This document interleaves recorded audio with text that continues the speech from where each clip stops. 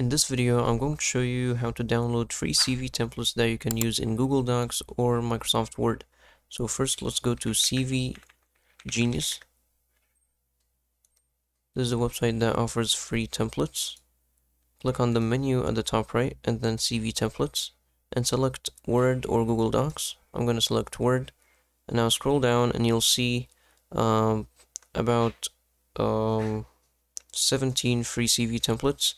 So just choose whatever one you like, and then there's going to be the download button right under it. So I'm going to download this one, and let's wait for it. Open it, and now extract it. Right click, extract all, extract, and now you can delete this zip file. Open it, and then open this file, and now you can see the docx file. And if you have Word, you'll be able to open and click enable editing. And now you can actually edit this and put whatever you want here. So my name, and you can just edit everything in this template. And once you're done, you can just click File, Save As, and save it wherever you want. And that's about it for this video. If you found it helpful, please don't forget to like and subscribe.